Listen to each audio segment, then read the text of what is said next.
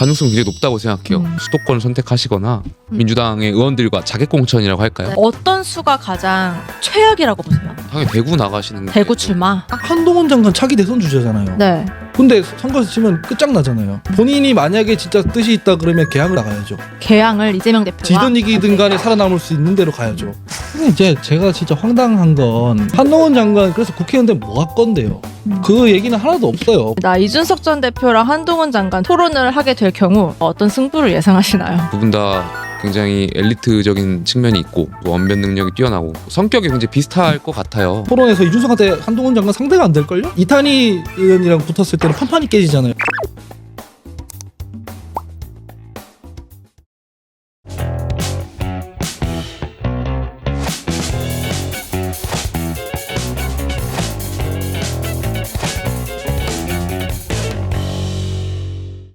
지난 주말부터는 사실 이 인물이 가장 뉴스에 많이 오르내렸죠. 한동훈 법무부 장관. 저희 당은 아니고 일단 법무부 장관이시니까. 맞습니다. 윤석열 정부의 한동훈 법무부 장관. 법무부 일정차 대구를 방문을 했는데요. 지지자들에 둘러싸여서 이제 사진 찍고 뭐 한동훈 장관은 대구 시민들을 존경하고 있었다라고 얘기도 하기도 했고요. 사실상 총선 출마 위한 행보 시작했다 볼 수 있을까요? 저는 가능성이 굉장히 높다고 생각해요. 그러니까 정치권에서 이 말이 굉장히 중요한데 한동훈 장관에 대해서 총선 출마할 거냐라고 단도직입적으로 기자들이 묻는 질문에 정말 안 할 거였으면 아마 정색하고 불출마할 겁니다. 안 할 겁니다. 뭐 법무부 장관으로서 맡은 바 소임 다 할 겁니다. 이런 정도의 말씀하셨을 텐데 약간 열어두시잖아요. 네. 그리고 총선은 굉장히 또 국민에게 봉사하는 그런 자리다. 정치권의 언어로서는 출마한다라고 봐도 무방할 거다 저는 생각되고요. 지금 장관께서 보여주는 행보 자체가 저는 총선의 어떤 이미 가능성이 있다고 보여지고 한동훈 장관이 갖고 있는 우리 당으로 이제 들어오신다면 저는 당의 소중한 자산이라고 생각해요. 뭐 정치가 인지도로 하는 것은 아니지만 장관이 국회의원 한 번도 하지 않았지만 그럼에도 불구하고 인지도 측면에서는 굉장히 네. 높은 지지를 받고 있는 것도 사실이고요. 이제 수도권 선거가 굉장히 중요하다 보니까 수도권을 선택하시거나 아니면 민주당 그 후보, 민주당의 의원들과 자객공천이라고 할까요? 네. 이런 분들과 맞붙는 민주당의 나름대로의 어떤 대선 주자급들과 경쟁할 수 있는 그런 구도로 가는 건 저는 바람직한 어떤 컨벤션 효과도 있을 것 같고 당원분들도 그러한 방향을 원치 않을까 생각합니다. 그 총선이라는 것은 대통령이 저거하거든요. 뭐냐면 정권 심판론 혹은 정권 견제론 그거랑 정권 안정론이랑 충돌하는 게 총선이에요. 대통령 지지율이 낮고 부정평가율이 높으면 여당이 무슨 일을 해도 그 지지 못 받아요. 기지 않는다. 네. 네. 근데 견제론이랑 심판론이 강할 때는 어떻게 해야 되냐면 결국 혁신론으로 가고 강경파들은 뒤로 좀 빼놔야지 이제 이 중도 확장이 되는 거거든요.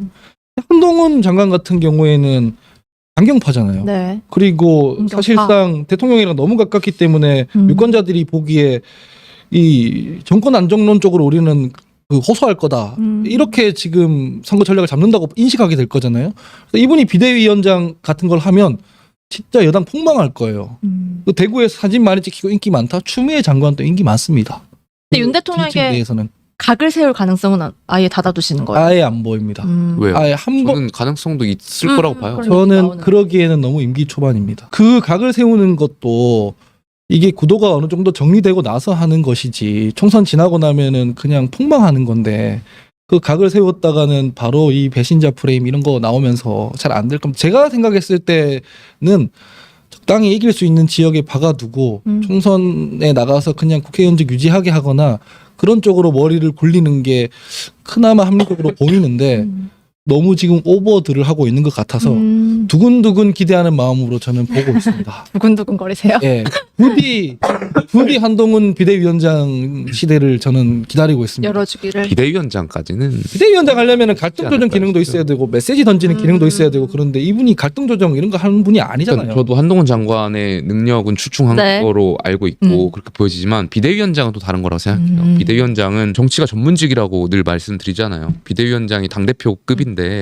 글쎄요, 국회의원 경험 물론 약간 뭐 이준석 전 대표도 뭐 경험은 없지만 오랫동안 10여 년 동안 정치 경험이 있었던 거고 근데 장관께서 비대위원장을 갑자기 맡게 되면 좀 그거는 좀 무리일 수 있지 않나 생각은 돼요. 그 MW님이 원희룡 장관 얘기를 했거든요. 뭐 한동훈 장관, 원희룡 장관 중에 누가 총선 중직을 맡게 될까라고 물어봤는데 그럼 원희룡 비대위원장 가능성은요? 정치 경험이 비교적 그래도 있잖아요. 없진 않겠죠. 원희룡 장관. 근데 뭐 지금 당 지도부가 비대위로 갈지 안 갈지도 모르겠지만 하여튼 전제로 하고. 네. 아마 총선 출마하실 걸로 알고 있는데 당으로 돌아온다면 대선 주자였고 또 국회의원 경험도 있고 제주도지사 경험도 있고 하다 보니까 한동훈 장관에 비해서는 걔네 능력을 떠나서 어떤 위기 관리 능력이나 리스크 관리 측면에서는 원희룡 장관이 훨씬 더 능력과 비대위원장직을 수행하기에는 안정감? 안정감이 있지 않을까 생각됩니다. 원희룡 비대위는 어떻게 보세요? 똑같죠. 그것도 장모 그 뭐 양평 고속도로 문제 관련해서 있잖아요. 아니 그러니까 상식적으로 생각해서 대통령과 당 사이에서 이 균형을 맞추는 어떤 그걸 생각하면은 네. 다 오답이 나올 수밖에 없어요. 지금은 대통령의 이해관계에서 좀 자유로운 분, 그러나 당 내에서는 어느 정도 선수가 쌓여 있기 때문에 조금 장악력이 있을 만한 분, 이를테면 김무성 대표라든가 이런 분들이면 대통령 말 안 들을 거 아닙니까? 그렇게 해야 되는 거죠. 유승민 그 전 의원까지 가기엔 너무 나가는 거라 하더라도 네. 그런 캐릭터들 중에서 찾아야 하는 거지. 아, 적당히 대통령 눈치를 보면서 뭐 지휘도 하고 이거는 그냥 안 돼. 유니콘 찾는 거예요. 유니콘 찾는 거. 그거는 유니콘은 세상에 없습니다. 예. 한동훈 장관의 이제 총선 역할론을 두고 굉장히 다양한 시나리오가 나오고 있어요. 말씀하신 수도권 출마부터 자객공천 등등 나오고 비례대표 얘기도 나오는데요. 어떤 수가 가장 최악이라고 보세요? 뭐 잔류까지 포함해서. 당연히 대구 나가시는 게 대구 출마.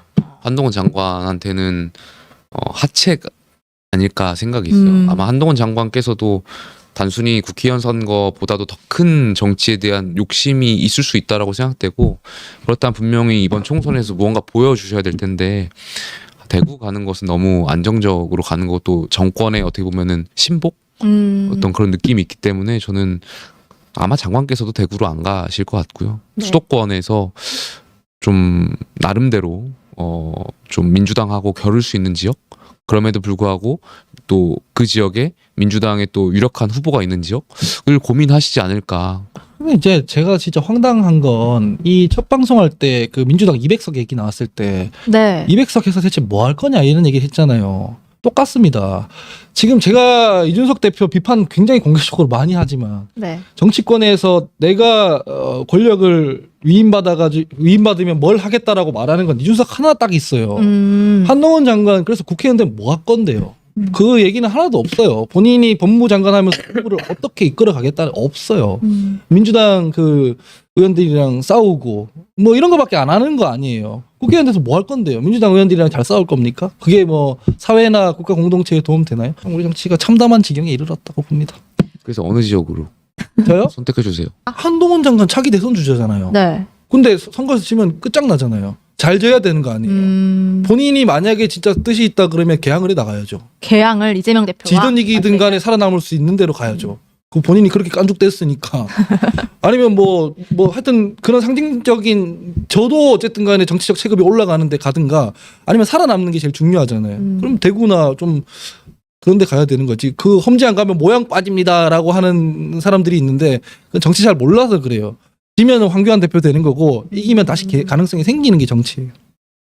결국 국회에 입성하는 게 뭐니 해도 중요하다. 네. 네. 지더라도 어떻게 해야 가장 폼나게 져서 다음을 노릴 수 있느냐 그런 것 같고요. 네. 폼나게 지는 건 없습니다. 그건 지는 겁니다. 지는 건 지는 거. 슬프네요. 네. 현실적인 말씀이었고요.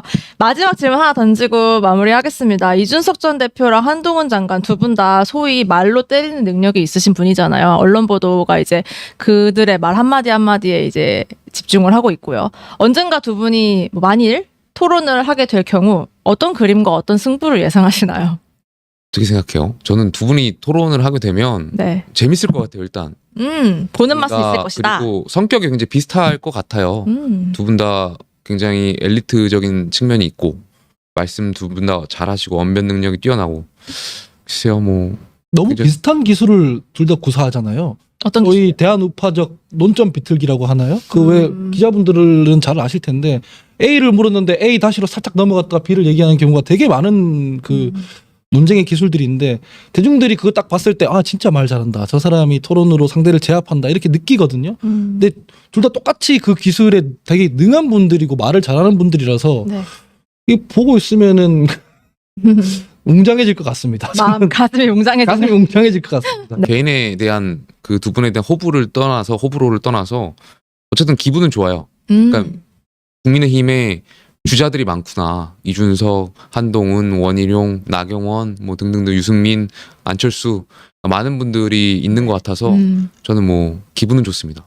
좀 뭐 어쨌든 정치적인 걸로 하면은 아마 말 토론에서 이준석한테 한동훈 장관 상대가 안 될걸요? 지금은 뭐 상임위에서 이 감정적으로 민주당이랑 드자비하고 있으니 그렇지만 이탄희 의원이랑 붙었을 때는 판판이 깨지잖아요. 한동훈 그 장관께서 실제로 그 이준석 대표랑 붙어도 그 비슷한 그림이 나올 가능성이 있어 보인다라고 평가합니다. 궁금하네요. 네.